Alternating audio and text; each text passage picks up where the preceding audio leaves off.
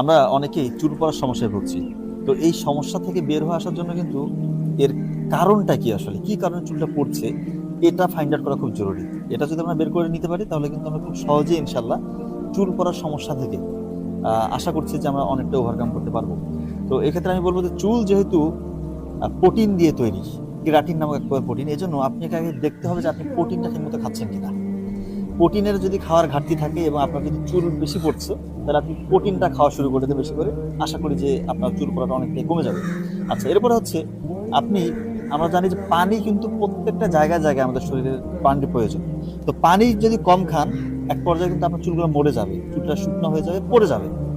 তো আপনি পানি কম খাচ্ছেন কিনা এটা আপনি ভালো জানেন, এবং একজন মানুষের কতটুকু পানি লাগে এটা নিয়ে আসলে ভিডিওর প্রয়োজন আছে। কোন বয়সে কতটুকু পানির প্রয়োজন এটা আমরা অনেকেই জানি না, এটা আমি ভিডিও দিব।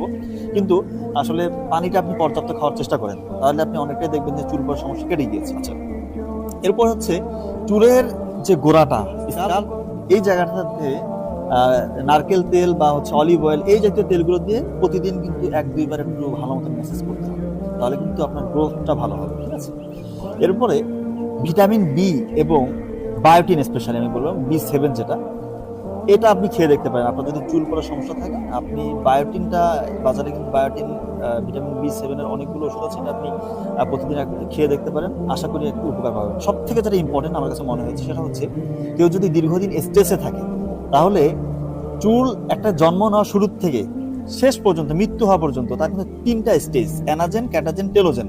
অ্যানাজেন হচ্ছে তার জন্ম, এই যে স্কাল্প থেকে যে একটা চুল বের হলো, এবং এই যে বর্ধনশীল যে প্রক্রিয়া, সেটা তার হতে সময় লাগে 4 বছরের মতো।